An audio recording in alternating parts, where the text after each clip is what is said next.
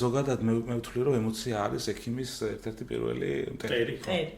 აი თქვენ შვილებზე როგორ არის? შვილები არ მყავს ჯერ. მიუხედავად იმისა, რომ გაუმჯობესდა დიაგნოსტიკა, ჩარევები, მკურნალობა, მიუხედავად ამისა, მაინც დადი ტენდენცია აქვს ამის ხარჯზე, რომ მოსახლეობა გაიზარდა. ის რომ ქართველებს მუცელი გაგვიდიდა და მხრები დაგვიპატარავდა, ადრე ხო პირიქით ვიყავით, ხო მხრები დიდი ქონდა და წელი ვიწრო. აი ნუ ეს ცხოვრების წესი შენი მოქმედებები აისახება ადამიანის მდგომარეობაზე უმალვე. მოგესალმებით პირველი სამედიცინო პოდკასტიდან, ფორკასტიდან, რა თქმა უნდა, For Hospitals's კასტიდან, ისევ ბათუმიდან, ისევ მოგესალმებით ბათუმიდან. ისევ ანია ჩვენი მასპინძელი და ისევ დათო წამყვანი. მოკლედ, ბევრი რამე არ იცვლება, იცვლებიან ჩვენი განსაკუთრებული სტუმრები, მხოლოდ და ტატო ჯახია ყავს დღეს სტუმრად, არაჩვეულებრივი პროფესიონალი, ჩვენი მეგობარი ექიმი, კარდიოლოგიის დეპარტამენტის ხელმძღვანელი და ინტერვენციული კარდიოლოგი. სწორად წარგადგინეთ. დიდი მადლობა მობრძანებისთვის პირველ რიგში. მადლობა რომ გვეწვიეთ. თქვენ მადლობა მოწვევისთვის. მივესალმებით თქვენს მსმენელს, თქვენ მოგესალმებით კიდევ ერთხელ.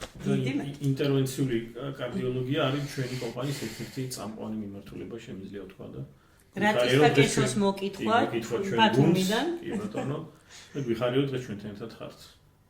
ჩვენს ძალიან გვიხარით ნამდვილად. დიდი მადლობა მოწვევისთვის კიდევ ერთხელ. ტატო, პირველი ესეთი კითხვა გვაქვს ხოლმე ტრადიციული, გვაინტერესებს, ქონდა თუ არა ოჯახს გავლენა იმაზე, რომ თქვენ ექიმი გახდით, თუ უბრალოდ თქვენით გადაწყვეტათ, თუ უბრალოდ რამე მიქონია გავლენა, თუ მოკლედ რომ მოგვიყვეთ საერთოდ აქამდე. გამორიცხვის მეთოდით. ანუ ძალიან ბევრი რამის გამოიწვია. უი, ჩემსავით აურჩევია პროფესია. რა მაგარია პირველი იყო ეს პასუხი. ხო, რა პროფესიის ხარ? მე ფსიქოლოგი და მაშინ არც ექიმობა მინდოდა, არც იურისტობა, არც ეკონომისტობა და რაღაცა რა არის მეთქი უცხო დრაჟღერს თქო და ფსიქოლოგია. იყოს მე. იყოს ჟანდაბას. ბავშვობიდანვე არ მქონდა გადაწყვეტილი განსხვავებით ჩემი ძმისგან, უბრალოდ გავლენა იყო იმ ხრივ, რომ ჩემ მშობლებს უნდათ ექიმი გამხდარიყავი. ანუ არასოდეს ის ფუშინგი არ ყოფილა, ანუ არ დაუძალებიათ არასოდეს არაფერი, მაგრამ მაგათი სურვილი იყო, ანუ თუ ექიმობაზე მიდგებოდა საქმე, ბედნიერები ხდებოდნენ, როცებდა. აი მეც რო ვირჩევდი, რავი, ის არ მომწონდა და სამედიცინოსთან ისე რა გამოიცხეთ, აი ყველაზე იურიდიული გამოურიცხე 90-იანებში გაზრდილი ადამიანი იურიდიული ეკონომისტობა ფიზიკა მათემატიკა ინჟინერია არავის არ აინტერესებდა. ქართულს ჰუმანიტარულიც არ მინდოდა დიდად და ნუ ეს დარჩა სამედიცინო და ჩავაბარე სამედიცინოზე. ისე შემიცარი. კი, ჯავახიშვილის სახელმწიფო. მოდი ჯანდაბას ექიმობა ორ, ან მე კიდე ხო რა ხარ. აი, სხვა სპეციალობებთან უარყოფითი და ეს ქონდა განწყობა და სამედიცინოსთან ნეიტრალური. ხომანდანოთ ამ გადაწყვეტილებას. არა. არა, ვინმე ისე კარგად გამოურიცხია ყველა სხვა პროფესია, რომ ალბათ აშკარად კარგად გამოსდის. ეს მაღლიბთან რო იყო სამედიცინო, იყო კი ბატონო. ბიოლოგიის კორპუსი. ბიოლოგიის კორპუსი ეძახით კი ბატონო. მე ეკონომიკური მაგ დამთავრებული ეს თქო წინ მაღალ შენობაში. ან ცოტა ადრე. ან მეზობლები ყოფილ ხარ. ხო, მაგრამ ალბათ ერთი წელი მოგვიწია ერთად სიარული. როგორც მივხვდი. იმიტომ რომ გავიარეთ ჩვენი ასაკები, ესე ვთქვა, საერთო სოფელიც გვაქვს და ასე რომ ბევრი რამე თურმე გვაქვს. რომელია საერთო სოფელი? აი, აქვე ადიგენის რაიონის სამცხე-ჯავახეთი, ლელოვანი. ჩემი დედულეთი. ძალიან ბევრი საერთო უკვე ვიპოვეთ. ცხოვრობს იქვინმე დედულეთი? კი, ბიძა ჩემი. ჩვენი ბიძაშვილები სამწუხარო და ჩემი პროფესიიდან გამომდინარე ძალიან იშვიათად მეძლევა იმის საშუალება, რომ სახლშიც ვერ მივდივარ ძალიან ხშირად. ძალიან ბევრ დროს მართლობს ესე რომ ვთქვა. ისე ძალიან იჩაგრებიან ექიმები, ახლა რო ვაკვირდები, იმიტომ რომ რაღაცა თავისთვის დრო არასდროს არ რჩება.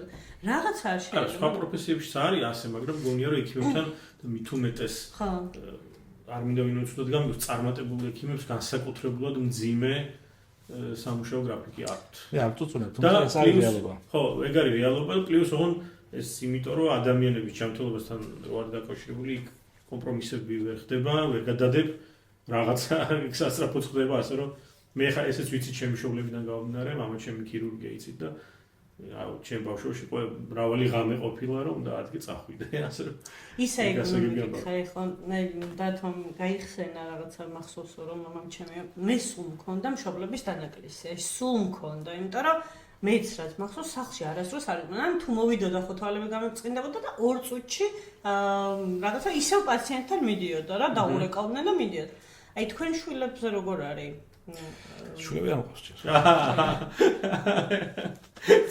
და ყოჩა შეიძლება ამიჭრა მაშინ არ არის პრობლემა კაი კურიოზი ცოლიც ექიმი მყავს და ერთნაირად ვარ დავაგებია ღმერთო როგორ დამცხა თათან გაილუჯა ორჯერ არ გეტყობოდა რა ყველა შვილი ყავს რაღა თქვენ არ ედო შენ ყავს შვილი აჰა ყველა ზანერად არა ექიმებს გულის ხმა მაგრამ მოვიცალე მეთქი რო გითხრა არა მოუჭრია მას შანსი არა არა უკვე მოგიწევს კურიოზები შეგიძლია გავა ოკეი გავაგზავნოთ კარგი განვაგრძელებ საიდან და დაკავებულობიდან ძალიან დაკავებულები ვართ ხო და ძალიან უსამართლობა ვერ მაგაშემილია აუცა კაი ხო კაი აბა სახე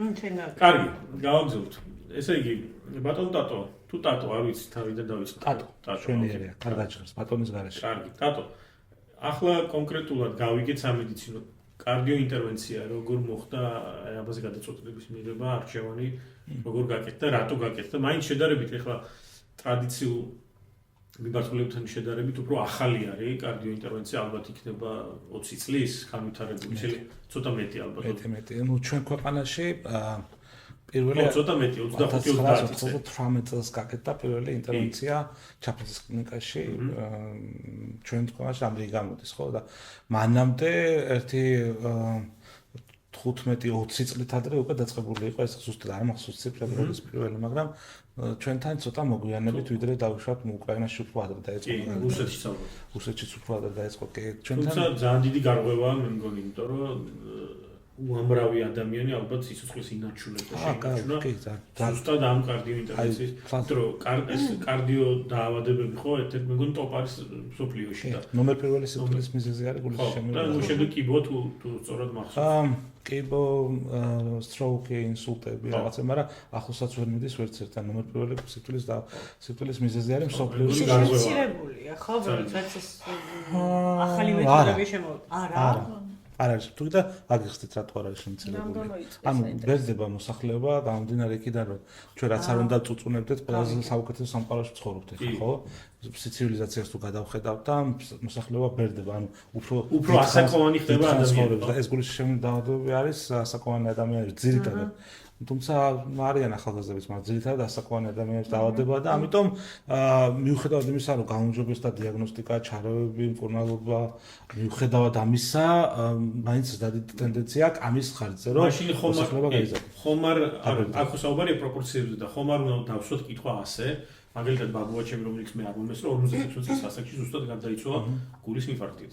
ხომ არ მოხდა ისე, რომ იმ ასაკში შედარებით ახალგაზრდა ασაკში უფრო ნაკლები არის დღევანდელი ეს თქვათ შემთხვევები მაგალითად ან თუ შეიძლება მაგალითად რომ რაღაცა პრევენციული ზომები მანამდე სანამ 56 წლის გახდებით 50-ს გადაცდები მანამდე რაღაცა გავაკეთოთ ისეთი რომ არ მივიდეთ მეგობარი ყავს მაგალითად ჩემი ტოლი რომ 53-ის არის რომელსაც მაგალითად სტენტი აქვს ჩატმული კი და დაჭირდა და ბევრი ჩემი საერთოდ ახლა რამდენიმე დღეს წინ 35 წლის ადამიანს ჰქონდა ინფარქტი და დავსტენტეთ. კი. უფრო ნაკლები ასაკი. კონტაქტ არ გითხრა ახლა პრევენციის ზომებზე რომ ჯანსაღად უნდა ვიკვებოთ და მე ძალიან მაინტერესებდა.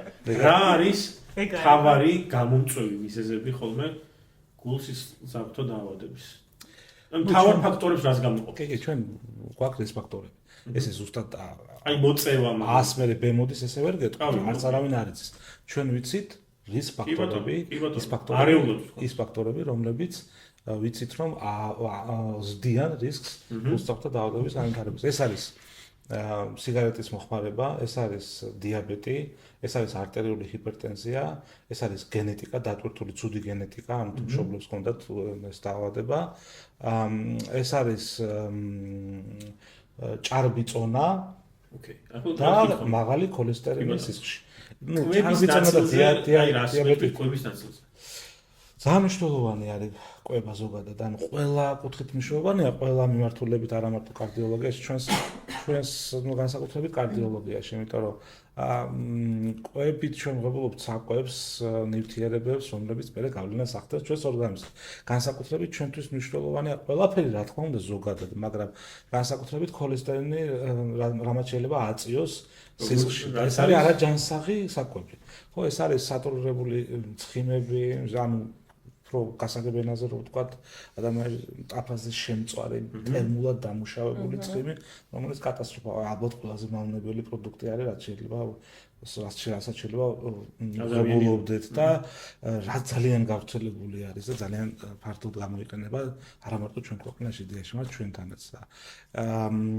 ეს არის სხვადასხვა ცხიმიანი საკვები, ჭარბი რაოდენობით მიიღება ზოგადად არაჯანსაღი ცხოვრების წესი. საკვები ერთი მიმართულებაა, მეორე დავუშვათ სიგარეტის ან სხვა მავნე-ჩვევები, მესამე ზოგადად რეჟიმი, როგორ აქვს ადამიანს აწყობილი, განვითარებასთან ერთად ეს მობილობის ადამიანის მობილობის დაქვეითება და ადინამიურობა, ხო, ნუ საოფისე ცხოვრების წესი, არავარჯიში, ის რომ ქართველებს მუცელი გაგვიდიდა და მხრები დაგვიპატარავდა, ადრე ხო პირიქით ვიყავით, ხო, მხრები დიდი ქონდა და წელი ვიწრო. აი, ნუ ეს ცხოვრების წესი იწვევს ამ ცვლილებას, რაც მე აისახება.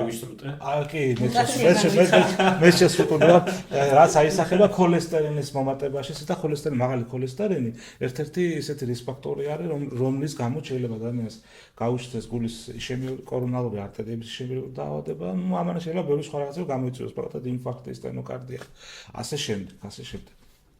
შემიძლია უფრო ჩავშალო, როგორ მოქმედებს ეს დაუშვათ ქოლესტერინი, რას აკეთებს, როგორ ხდება, თუ იქნება. გამიჩნდა, ანუ მე მკვიდრეობით ახსენეთ რა, რომ თუ დაუშვათ მშობელს აქვს გენეტიკური განწყობა, კი. ორგანიზმის ისე არის აგებული, დნმ ისეთი აქვს, რომ განწყობილია ამ დაავადების, ეს არ ნიშნავს, რომ უეჭველად ეს დაავადება დაგემართება. უბრალოდ აქეთკენ შეიძლება განწყობილი იყოს, ხო, როგორც დავუშვათ ადამიანები არიან წონისკენ არიან ლეკილები, ხო, ცოტა დიეტას დაარღვევენ, უცებ იმატებენ, ადიან პირიქით ადამიანები რავი 2 ტონას ჭამენ და არაფერი არ ჩვენ არ გვეხება ეგ ამბავი. ხო, ანუ ეგეთი არის. ანუ გენეტიკური განწყობა და სხვადასხვა ეს გენეტიკური რისკ ფაქტორი არის ერთადერთი რისკ ფაქტორი, რომლის მოდიფიცირება შეუძლებელია. არა გვაქვს ჩვენ გენური ინჟინერია, რომ ეს გენეტიკა შევიცვალოთ ჩვენ, ხო? დანარჩენი ყველა რისკ ფაქტორი არის მოდიფიცირებადი. შეიძლება დადგენა რამდენად ანუ არის გამოკითხვით უბრალოდ გამოკითხვით ხო გამოკითხვით ანუ мама დედა სისხლით სისხლით პირველი წლის ნათესავები რაც არის ხო мама დედა ბებია ბაბუა და ძმები მაგრამ კიბოზე როგორც ვისაუბრეთ წინასწარმეტთან ანუ არის შესაძლებელი ამ გენეტიკური განწყობის გამოკვლევა ანუ აქ არ არის ხო ჩვენთან არ ხდება ეს ამ გამოკვლევები მე არ ვიცი ყოველ შემთხვევაში რომ რამე იყოს ეგეთი რამე ჩვენთან არ ხდება არც გამიგია არც ეს გაიდლაინში ეს არ გვიწერია ჩვენ არც არის ეგეთი რამე კიბოს შეიძლება ამ სპეციფიური რაღაც გენები აღმოაჩინო და დაუკავშირო ამ ამას კარცინოგენობას მაგრამ ჩვენთან არ არის ეგეთი რამე უბრალოდ როცა იცი რომ ადამიანს დაუშვათ мама გარდაეცვალა 45 წლის ასაკში როცა კარდიული სიკვდილით ბიძას ოპერაცია გაკეთებული და კიდე რა ვიცი ნუ ასეთ მსგავსი ეს უკვე დაწვრთული ანალიზი არის და ეს მე ესე პაციენტებს რო ვეკითხებ ხოლმე ჩამოწერილი მაგა და ტიჩკა უკვე რომ დაწვრთული გენეტიკა აქვს ამ ადამიანს აჰა, გასაგებია. აი, ყველაზე ისეთი ემოციური ოპერაცია რა გახსენდებათ? მანამდე ვიტყოდი პირველი პროცედურა, რომელიც დამოუკიდებლად გააკეთეთ. შეიძლება ერთი და იგივე იყოს. არა, ერთი, ხო, შეიძლება. ძალიან დიდი ხნის წინ იყოს იმაში რა ზოგადად მე ვთვლი რომ ემოცია არის ექიმის ერთ-ერთი პირველი მტერი.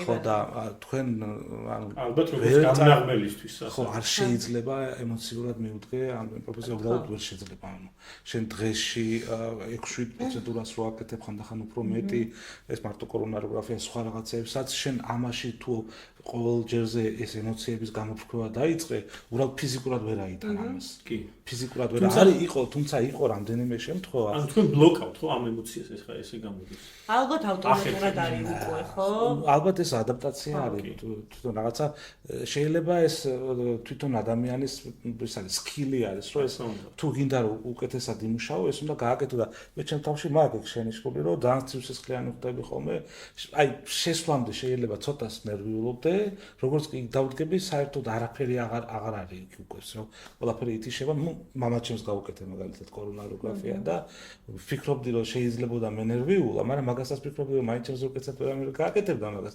მაინც ჯობდა მე გამეკეთებინა და მამა აღარ იყო უფრო უკეთესად წავიდა ყველაფერი ვიდრე მე თვითონაც არ მოველოდი ანუ საერთოდ ემოცია კათეშვილი მქონდა ციხისყრე არ მოქმედებდი მადლობა რომ აფერა დაჭერდა და მხოლოდ კორონაროგრაფიით შემოფარგლეთ მიუხედავად იმისა რომ დიაბეტიანია და 10 თუ 15 წლის წინ სტენტებაც აკეთებული და ბევრად უარეს ველოდი რომ დამხდებოდა აფშარო არ დაჭერდა მაგრამ ნუ აი ეს ემოცია ეს იყო რა თქმა უნდა რამდენიმე შემთხვევა მახსენდება აბსოლუტურად გათიშული გქონდათ ემოცია აი მაგალითად კი რობოტი ვიხარ კი ნუ ახლა ნუ კი და ამ სტრესს აი ერთი რაც გამახსენდა უცებ თავში აზრ მომივიდა მაშინ ჩაფიზის კლინიკაში მუშაობდი და ჩვენი ძალიან ხშირი პაციენტი იყო ახლა ცოტა დამბუზლა რომ გამახსენდა იგივე აი ემოცია 14 წლის გოგო რომელიც გარდაიცვალა ჩვენს კლინიკაში ხშირად დადიოდა ხოლმე დებატაციული კარდიომიოპათია ჰქონდა ეს არ იყო პროცედურასთან დაკავშირებული ჩვენი პაციენტი იყო და ძალიან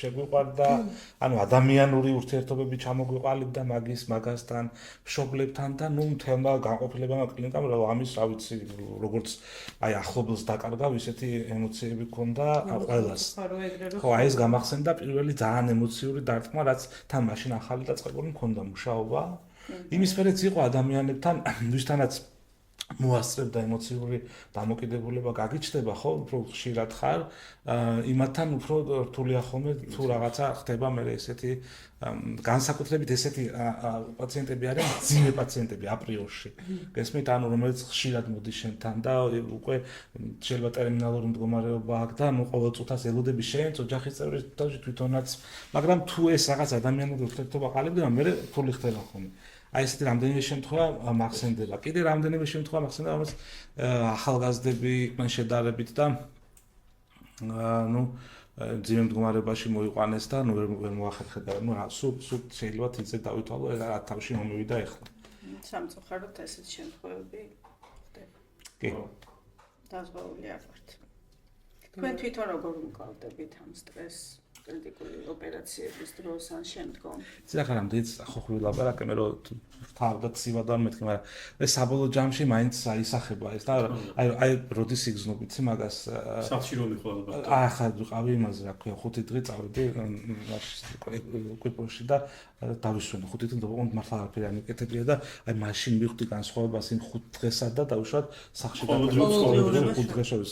მიუხედავად იმისა, დასვენებას არ გულისხმობ, აი სხვანაირ რა უკეთესად დავიძინე უკეთესად ის ვითომ ხო არ მოქმედებს ეს დიდად ჩემზე კათიშული მაქვს და ნუ რაღაცა სადღაც მოქმედებს როგორც ჩანს მაინც რა ანუ ქვეცნობიერში იმიტომ რომ ეს ინტერვენციული კარდიოლოგია ზოგადად ექიმობა და განსაკუთრებით ინტერვენციული კარდიოლოგია ძალიან დიდ სტრესთან არის დაკავშირებული იდეაში იმიტომ რომ შენი მოქმედებები აისახება ადამიანის მდგომარეობაზე უმალვე ანუ იმ წუთსვე თუ რაღაცა მეკითხეთ ამას დასვეს კითხვა აი ალბათ გქონიათ რაღაცა უეცარი გართულება. როდესაც რაღაც წამებში რაღაცები გადასაწყვეტი ან წუთებში. იმიტომ რომ მე ვიცი და ხდება ეგეთი რაღაცები. სტენტს ეხება ესე შეიძლება იყოს განჭირო რაღაც ვერ გამოიტანო და მე კარდიოქირურგის ჩარევა ხდება საჭირო და ასე შენ თუ გახსენებათ და საბედნიერო ძალიან ცოტა მქონია ეგეთები რა საბედნიერო, მაგრამ ყოფილა ეგეთი შემთხვევები. რა გახსენდებათ ყველაზე ისეთი როგორ ვთქვა კრიტიკული სიტუაცია რომელიც დაგიძლევთ თუ არ ყოფილოთ გადასარევი. კი, როგორ არ ყოფილა. არის ეგეთი არ არსებობს იქ იმ კითხავს ეგეთი სიტუაციები. მაშინ არ მუშაობს ესე იქ პაციენტები. თუ ყავს პაციენტები, ყავს ეგეთი. კი ყოფილა ეგეთი შემთხვევები და საბედნიეროდ კარგად დასრულდა ხარას თავში მომივიდა ეგეთი.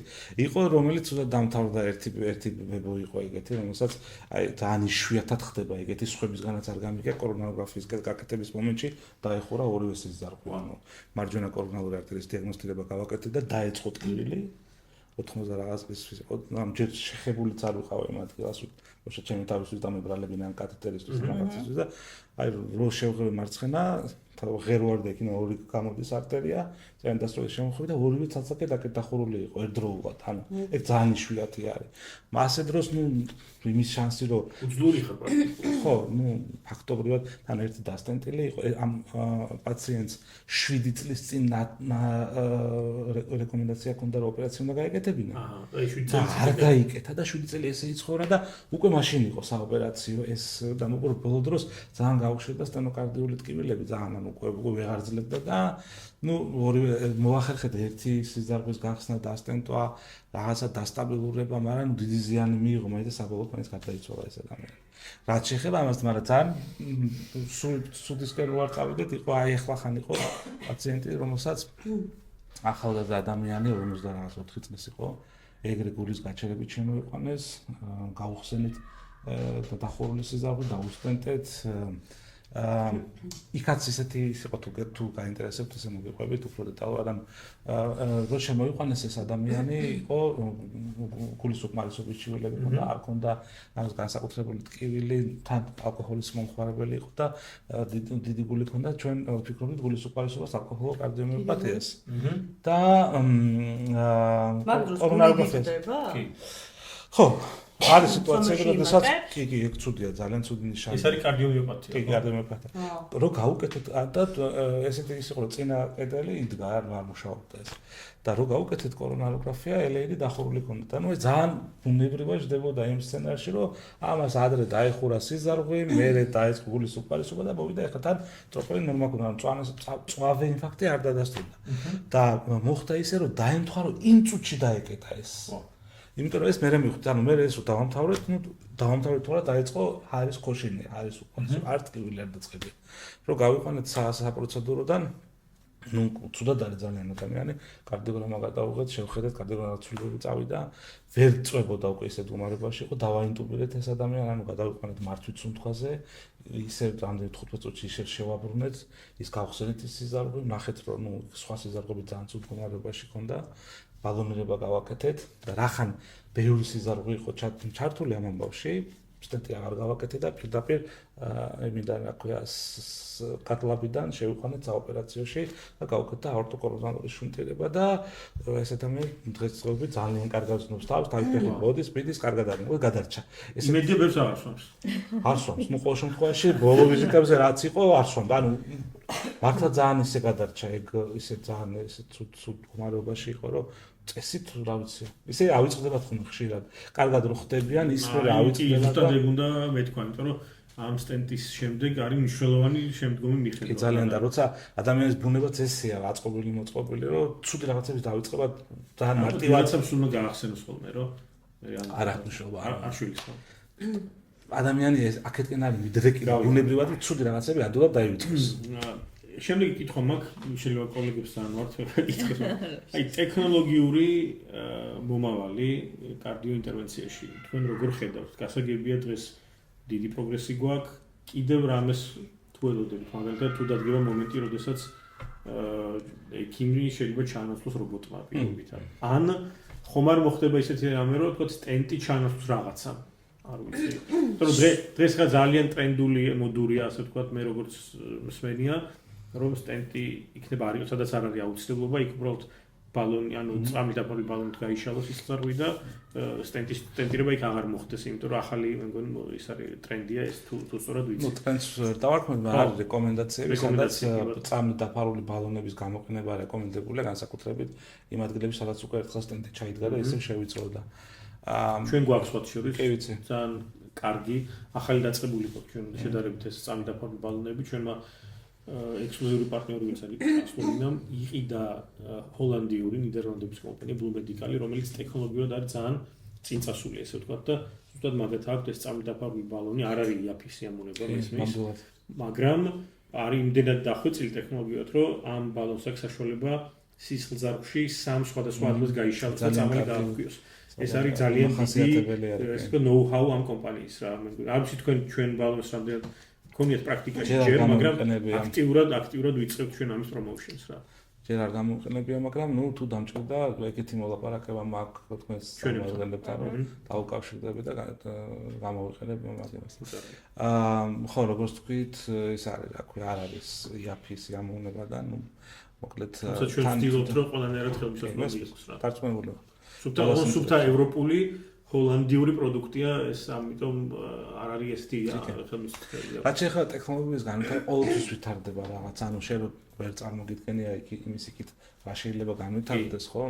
ყოველთვის ვითარდება. სამწუხარო ის არის, რომ ჩვენ ქვეყანაში ცოტა კი რა ალბათ 20 წლის დაგვიანებით შემოდის ეს სიახლეების სემახე რო გითხრათ, იმიტომ რომ 20 ბევრი ხო არ არის? არ არის.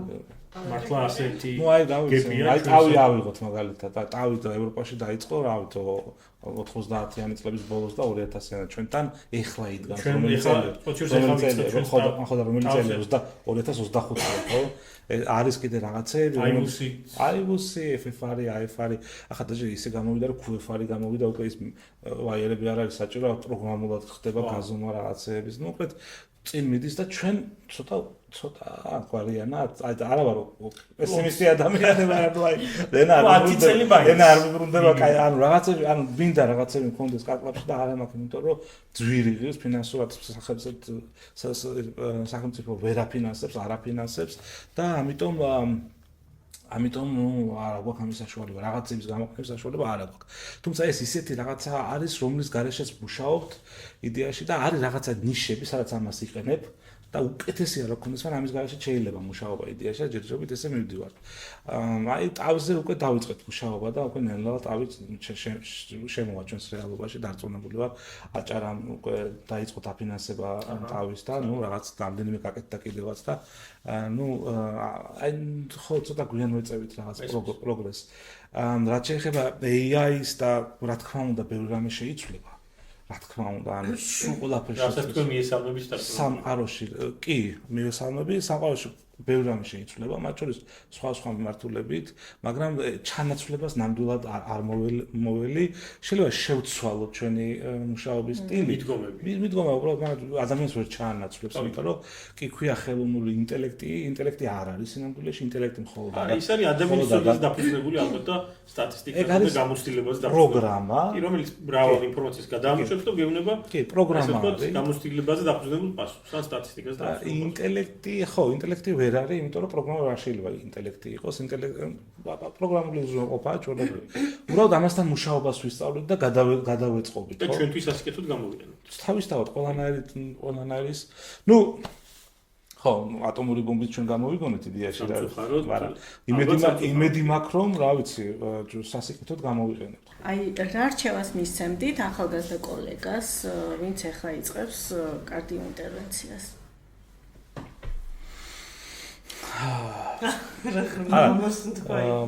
მარტო კარდიო ინტერვენციას არა, ნუ ყველას ძალიან პრაქტიკული თუ ფილოსოფიური პასუხი ინდით, პრაქტიკული პასუხი. ორივე. ერთი აი ხლა იჩინეს რასაც სულ იყოს up to date. ძალიან პრაქტიკულია.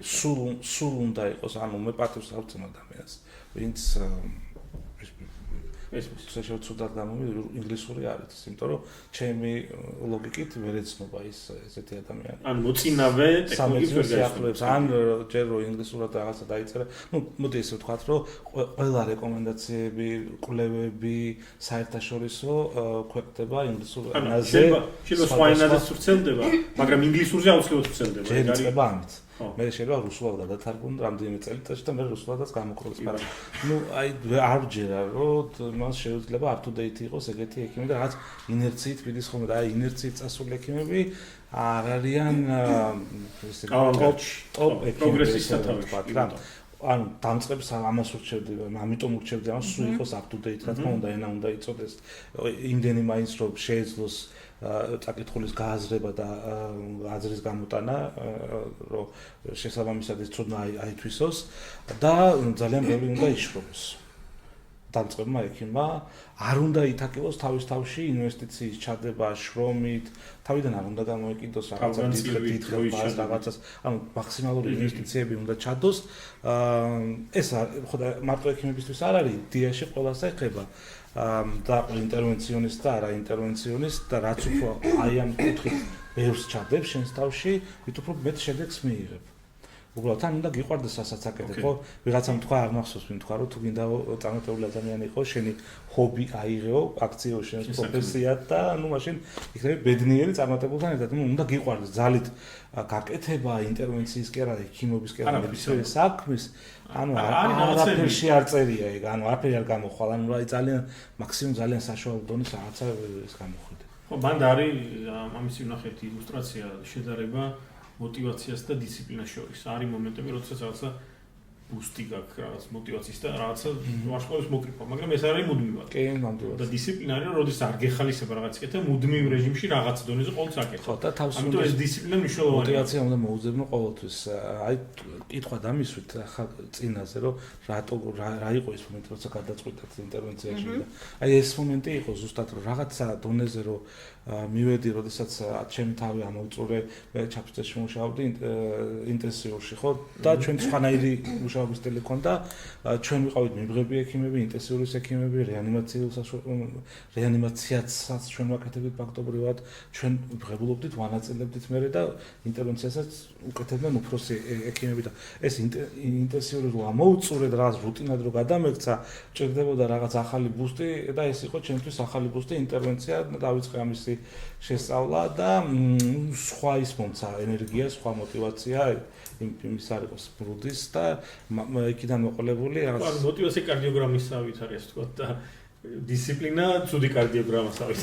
ხო, დისციპლინაც შეიძლება ხანდახან აი ეს სწორი ხაზია, მოსაბეზრებელი არის რა. ხო, მაგრამ უნდა დაატანო ალბათ თავს და. ნუ ან ახალი мотивациები უნდა მოძებნო.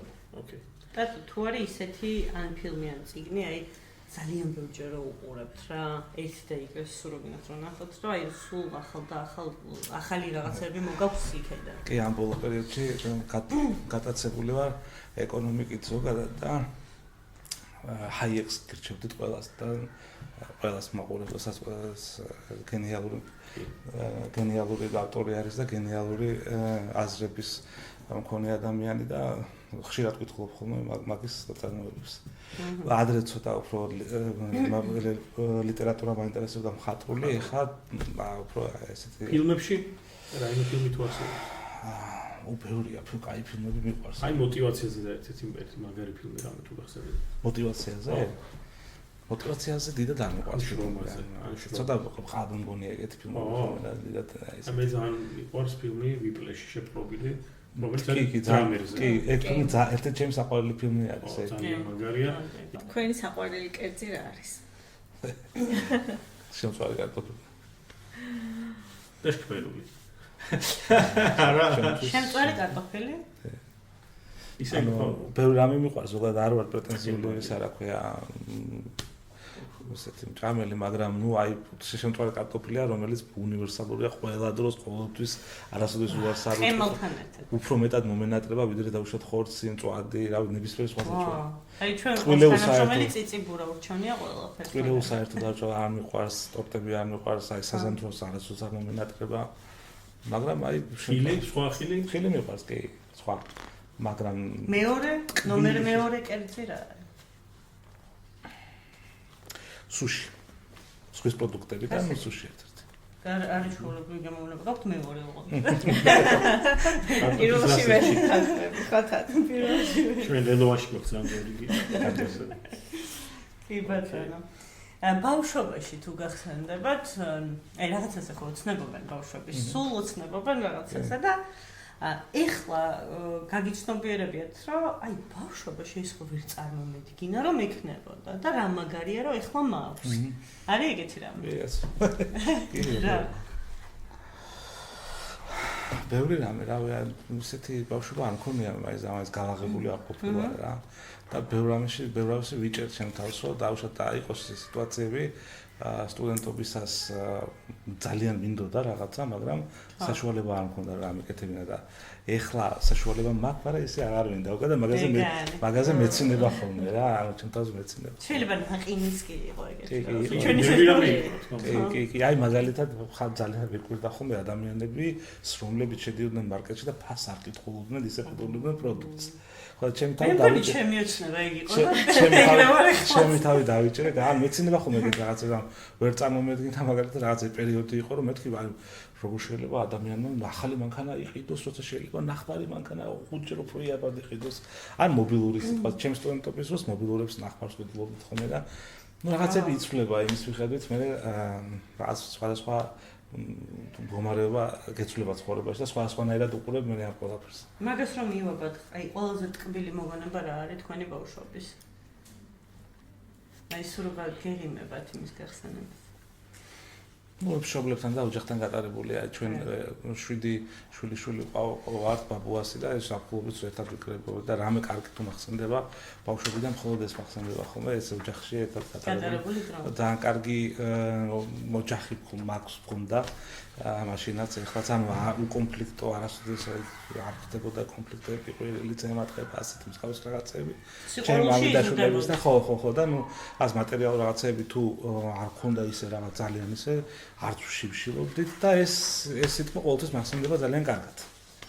ძალიან კარგი. ან მეტი დრო მქონდა ურთიერთობისთვის ალბათ და იგიც არის. მეტი რაღაცა. ალბათ ეხლა შეგვიძლია მაგ ის გამონახო უბრალოდ რაღაცებს არ ვცნობთ. თათა ეგ არის სხვა არაფერი. ნამდვილად ეგ არის. ოკეი. გადავიდეთ ბლიცზე. გადავიდეთ ბლიცზე.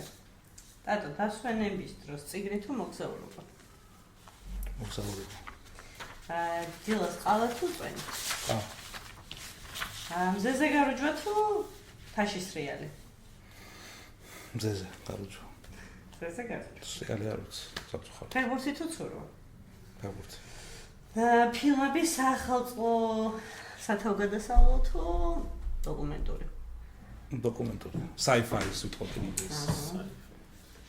მეგობრებთან ერთად რა გირჩევნიათ ექსტრემალური თავგადასავლები თუ მშვიდი საყანო? კაი ჭამა და დალევა. კარტონი მერჩენია. ოლხენა. კი ბატონო. ხინკალი თუ ლუბიანი? ხინკალი. შემწვარი კარტოფილი თუ ლუბიანი? შემწვარი კარტოფილი. მაშინ ხინკალი თუ კარტოფილი შემწვარი? ხინკალი თუ კარტოფილი? ყოველდღიურობაში კარტოფილი და ისე ხინკალი რა.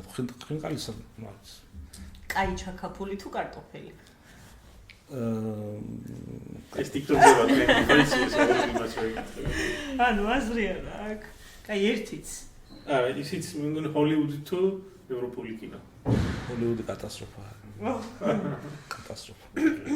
მუსიკა კლასიკური თუ თანამედროვე? ძველი კლასიკური თუ თანამედროვე? კლასიკური ქართული ხალხური ფოლკლორი, რეპი, R&B ბავშვობის. ესე რა ქვია. მე ცოტა აკეთ ცოტა შეიცვალა რაღაცები. ჰაუსი, ელექტრონულიც. ჯაზის არასოდეს არ წარმოვიდგენდი ჯაზს თუ მოусმენდი. კარგი მუსიკა მოკლედ. კარგი მუსიკა გემოვნებთ. მელომანი ბრძანდებით როგორც მე. ну მთლად მელომანს ვერ დავარქვევ ჩემ თავს, თუმცა მუსიკა მიყვარს კი. არ ჩემ ცხოვრებაში განსაკუთრებით ადგილი უჭირავს. დასვენება მთაში თუ ზღვაზე? ორივე მიყვარს მართლა. ბავშვი დასვენება მიყვარს და სადაც გინდა იქ იყო. ორივეგან დავისვენებ, ორივეგან გავერთობ. აი თაში კი იცის ეს სოფელი ჩვენ. ძალიან მაგარი. აქაც ზემოაჭარაც ხო ფანტასტიკაა და ებმის მერე ჩვენი რაიონი ხულოს რაიონი. ერთი სიმღერა დაუტოვეთ ჩვენს მსმენელს, რომელსაც პოდკასტის მერე მოусმენენ. ეს სიმღერა? ჩიოს. ოკეი. ჰამლეტ გონაშვილის ნებისმიერი სიმღერა. ბევრი მადლობა. დიდი მადლობა დატო. თქვენც მადლობა. მადლობა და წარმატება. დიდი მადლობა საინტერესო საუბრისთვის. თქვენც მადლობა.